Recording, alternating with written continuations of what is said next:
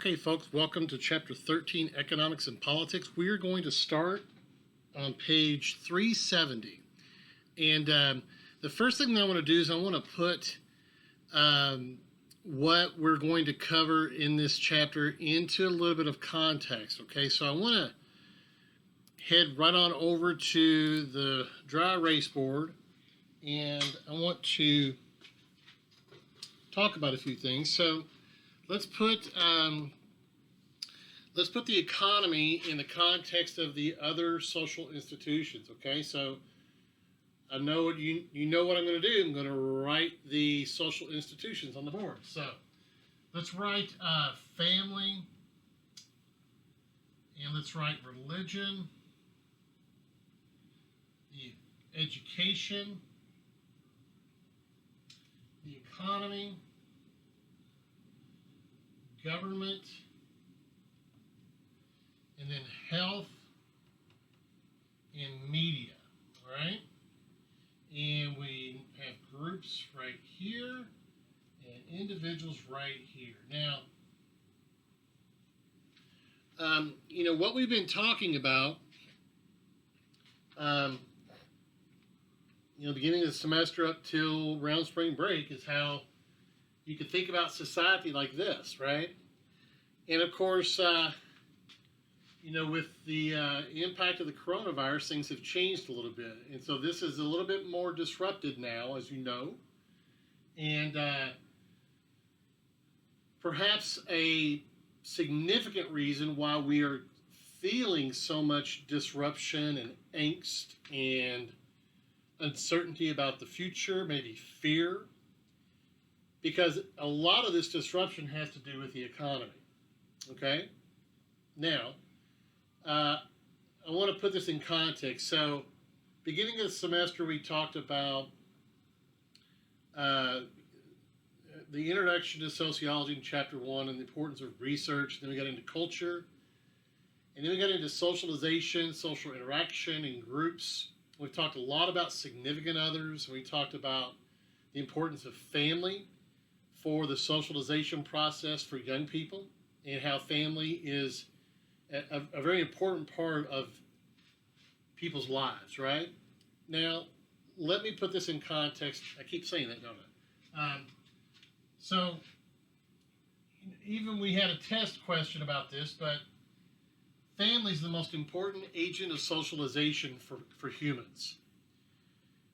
Much of who we are is based upon how we are raised, right? And a lot of that is done in the family context. Now, the socialization process takes place over time, and other things are important as well, but, certainly for young people, family and what you learn in the family, the interaction, that engaging with family members, even that process of interaction is critical. That is what makes us human, right? So family is the most important agent of socialization, but perhaps the economy, especially in the 21st century in 2020, perhaps the economy is the most important social institution for the functioning of society. That's where we are as humans in our world, especially in places like the United States. What we do day in and day out is largely tied to what we do in terms of work. And you may say, well, Mr. Gesser, I'm a college student, and what has that got to do with work? Well, so much of our behavior on a day-to-day basis is tied directly or indirectly to this notion of work. You're a student because you're probably going to school to get an education, to get a better job, to make enough money to feed yourself and family, to have a lifestyle of sorts. Economic activity is a fundamental part of the human experience in 2020. Let me repeat that. Maybe this is the first question I'm going to have you write in your lecture notes, and I want you to elaborate on this question. What is meant by economic activity being an important part of the human experience in 2020? Now, you're going to have to write that down. You might have to go back and listen to this and rewrite that. I want you to write that question down, and I want you to expand upon that based upon what we're going to talk about in this lecture and whatever else you want to add to that question. A couple of paragraphs. What is meant by economic activity is an important part of the human experience in the year 2020. How much does economic activity provide social pressure on us, even in our culture? The push to work. You can see this in yourself and probably people that you are around right now. A lot of the angst has to do with not working. And is my job going to be there when all this is said and done? Is our society going to be the same because of the economic disruptions that we've experienced in our country? So the economy might be the most important social institution for the functioning of society. Not just because economic activity is an important part of the human experience, but our society is built upon the foundation of an economy, a functioning economy. Okay? All right. So, having said that, what we're going to do, the first thing we're going to do in this chapter, beyond what we just did, we're going to look at where the economy that we know now, basically now in this day and age, where did that come from? We haven't always had a social institution of the economy. Now keep in mind, when we talk about social institutions and we talk about the organization of society, these are modern considerations, largely since the Industrial Revolution. Okay, we haven't always had the economy. We haven't always had government. Okay, we haven't always had formal education, and this is going to take us back to looking at early human groups, hunters and gatherers. So we're going to start back there, and I'm going to move to the laptop presentation, and let's just get into it, right? So this probably looks a little familiar to you. We've looked at this in a couple of different capacities over the course of the semester. We first started looking at this in the chapter on culture, okay? And so what we're talking about, just as a reminder, socio-cultural evolution. So during hunting and gathering societies, right? During hunting and gathering societies, where did people get their food from? Did they go to Kroger? They go to Walmart? Of course not, right? They hunted and gathered. They didn't go buy it off the shelf. But that really did characterize early human behavior, early human existence, survival. And maybe sometimes we feel like we're in that mode right now, but we actually do have to go to Kroger. Who are the essential employees right now? Healthcare providers, people working at the grocery store, people working in restaurants. Those are the only things that are really open right now, right? Because we have to have food. And we don't grow food. We don't hunt, and we don't gather. Now, we hunt for leisure and for fun, but it's not, how we survive and how we live on a day-to-day basis. This is why it's been so critical to make sure that people that deal with food can stay open and can go to work so the rest of the population has access to food, right? So where does the economy come from in this consideration, right? So we've talked about this again, a couple points this semester. The domestication of plants and animals. And as you look at these different modes of socio-cultural evolution, ask yourself, why have humans done this? What was the purpose of domesticating plants and animals? To make life easier and to make food more accessible. And we caught on to that, and it became a central part of the human experience. Growing food, raising animals. And that led to something we call agriculture, okay? Now, we're going to come back to this. I'm going to point something out as to how we think about the economy in terms of economic activity now. But the first stage of the economies essentially is established once we get to the agricultural revolution. We didn't have an economy as we know it today prior to the agricultural revolution, okay? What's critical about the agricultural revolution is that now we're growing enough food for ourselves and we have leftover, we have surplus. Having that surplus becomes critical for the start of an early economy, because what do you do with what you have left over, the extra stuff that you have? Okay?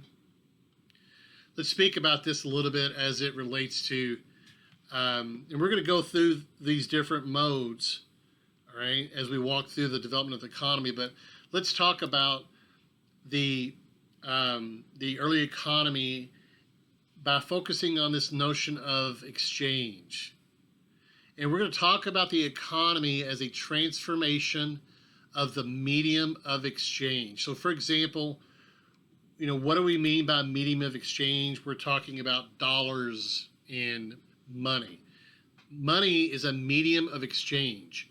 So I'm exchanging money to get something in return, right? I'm giving you $5 for a Whopper meal from Burger King or whatever, right? But money is what is that point of value of exchange. Think about the economy. I think you'll see this a little bit as we start into the transformation of the economy, but think about the economy as an extension of human interaction, an extension of human interaction. It doesn't always involve human-to-human interaction in the 21st century, but think about it early on as an extension of human interaction. And so let's look at this, right? So in hunting and gathering societies, the lack of surplus meant there was little exchange. We're not going to trade a whole lot because we don't have any to trade. And we talk about the show Naked and Afraid, right? They're not ever exchanging with other people because they're too busy trying to get enough for themselves on a day-to-day basis. And as a matter of fact, they usually don't have enough, right? So, that characterizes the hunting and gathering groups. You wake up and your sole focus is getting food and surviving. And that's really been the human experience for most of human history, right? So whatever trading that does occur in hunting and gathering societies is done in the form of barter, meaning I've got this and I'll give it to you and you give me something in return. That's the exchange, right? And that's what we're talking about. We don't start exchanging unless, I really need something you have and you really need something that I have, and we engage in an exchange, okay? That's what barter is. Now, fast forward some, 250,000, 275,000 years, and we get to agricultural societies. Bartering still occurs, but people increasingly come to use money, a medium of exchange that places value on most items. So we use deposit receipts. And so in agricultural societies, this really is the dawn of civilization as we know it now. So now people are growing food and they're raising animals and they're growing enough food to feed themselves and their family, and they have extra. And what do they do with the extra? Well, something else that we also understand, the human population understands, is why are we all going to grow the same product? Why doesn't the person that lives over there grow this and the person that lives over there grow that and I'll grow this? We all do something different. We call this specialization of labor. So you do that and you grow something different and I'll grow something different. And what would we do with the leftovers? We exchange. Okay? And, fast forward now to 2020, you think about what people do in society. I'm a teacher. That's what I offer to this society, right? You may be, working in, retail. A lot of people, younger people work in retail. That's what you offer in exchange for money to buy different things and to do different things. Of course, we have a very complex economy now. But again, you could think about people, and going back to that question about economic activity being an important part of the human experience, what is going to be your specialization of labor in society, right? Because work is a critical part of existing in the 21st century, okay? So going back here, looking at agricultural societies, you see various mechanisms of the medium of exchange, and then we get to industrial societies, okay? Something I want to point out about money, deposit receipts, paper money. You know, money is based upon, early money was based upon something of value. And so a deposit receipt would mean I'd give you this receipt for something you would give me from your hut, and you would bring that receipt to my hut, and I would give you the value of that receipt, right? You know, what is money based on? That's just the fundamental question. What is money based on? Well, it used to be based upon how much grain you had, or how much food you had, or whatever, you know, product of value that you have amongst the civilization in the community, right? And then we get into industrial societies, and this is not too far removed. You know, money used to be based upon gold, the gold standard. And money's not based on gold anymore. So, you know, for example, you think about what a debit card is based on. When you swipe a debit card, that's based upon how much money you have in the bank. But when you swipe a credit card in 2020, what's that based on? It's not money in the bank, it's based upon credit. It's based upon some assumptions made that you will pay this over some period of time. So that is not money that is present, that's money in the future. And so we get into some economic theory then about how modern societies function, okay? So we're not going to get there just yet.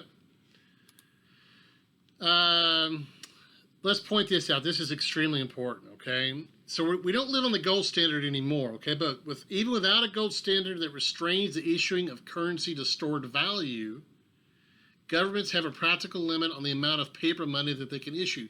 What happens if the government just starts printing out a bunch of money? And this is maybe a concern that people are starting to illustrate now, but you know, if there's so much money in circulation, money's easy to access, then the value of money is not significant. So if I have easy access to money, then a loaf of bread may end up costing $30,000, right? So here's a question for you. This is not something you have to write up in your notes, okay? Just something for you to think about. How do you get money? How do you get money? Right now, people are not working, so, you know, my daughter has a job. She's been furloughed. She's been laid off, basically. Doesn't have a paycheck coming in. So where does she get money from? Parents? Right? And so there are, I think, last I heard, there was over 16 million unemployment claims in our country as a result of the coronavirus. And that's a low estimate. That's people that have filed for unemployment. That's the largest number of people that have filed for unemployment since the Great Depression. So how does society sustain those people that need things like food? They don't have a job where they can make money to pay for food, to pay for a heating bill, to pay for cell phone, to pay for car insurance, to pay their home loan. And this is where you can have significant economic decline because so many people at one point are disconnected from the economy. Now remember, in the 21st century, the economy is quite important for the functioning of society, okay? Now let's go back. I'm sorry to veer off path here a little bit. But governments have a practical limit on the amount of paper money that they can issue. In general, prices increase if a government issues currency at a rate higher than the growth of its gross domestic product. You might have heard of that term before, GDP. Gross domestic product are the total goods and services that a country produces. Okay? So now money is not based upon how much gold we have in storage someplace. Money is not based upon how much grain is in my hut or how much extra food that I have. Deposit receipts are based on that. Money is now based on what? It's based on the total goods and services that a country produces. Well, here's an interesting point. Who produces goods and services? Workers. We do.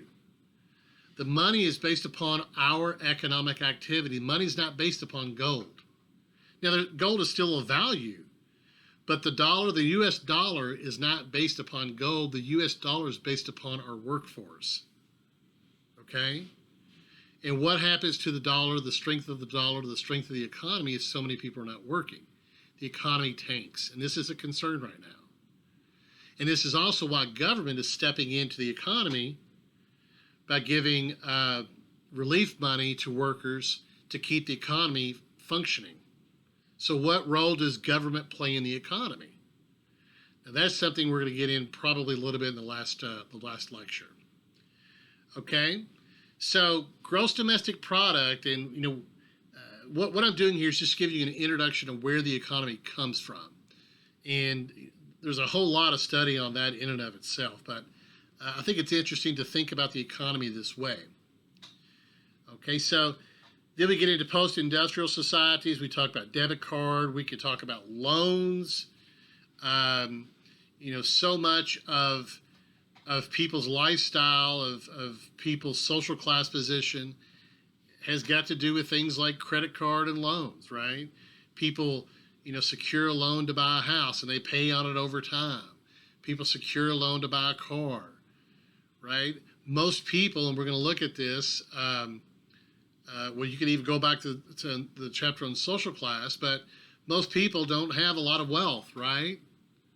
So most people are living basically paycheck to paycheck. Well, how do you advance your livelihood if you don't have enough cash on hand? Well, you have to borrow money. A lot of small businesses function by month-to-month loans. Okay? So again, just an introduction to some of these topics here. And to kind of sum up what we've just covered, let's look at how the economic transformations have changed different types of societies, right? So in the agricultural society, the invention of the plow led to new agricultural technology. Again, specialization in labor. Certain people do certain things, and you can see how our modern society, kind of extends back to this notion of productive specialization. Notice on number 3 there, it says permanent settlements. That's communities. The first communities as we know them now start to crop up. See what I did there? Agricultural Revolution and crop up. I know you missed the humor. But communities as we live in them now, we didn't see those begin until around the Agricultural Revolution.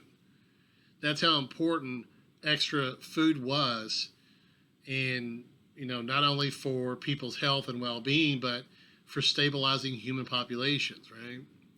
Then we get into the industrial society, and so that is an incredible transformation of society. Now people are not working. Now keep in mind, in agricultural societies, everybody was working in agriculture. That's all that they did, okay?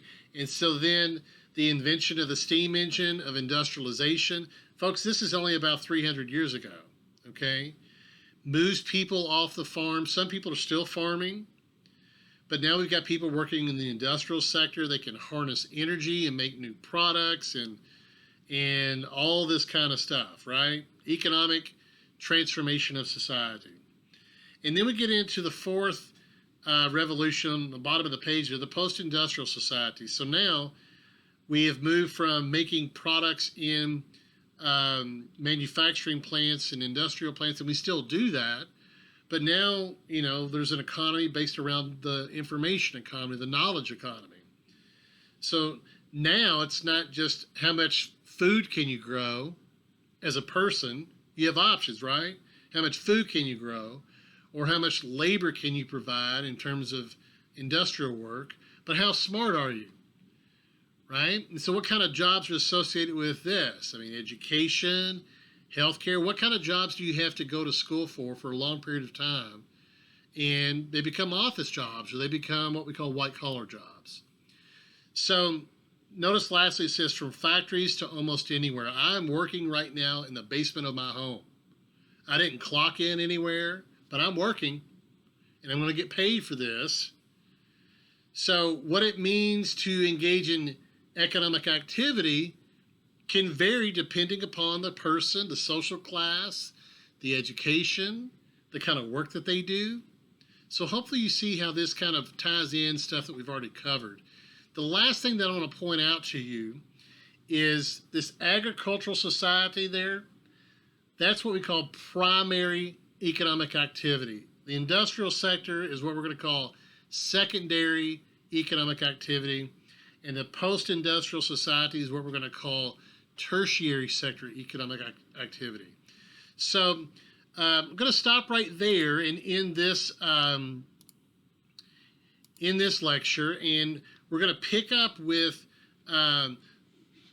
thinking about the economy. We're going to define it. We're going to get a couple things on the board again, and then we're going to get into looking at more modern examples of the economy and how it's made up and that sort of thing. Okay, so hang in there, and you may have noticed that there was not an attendance sheet posted in this lecture because I'm not going to require you to do it for this lecture.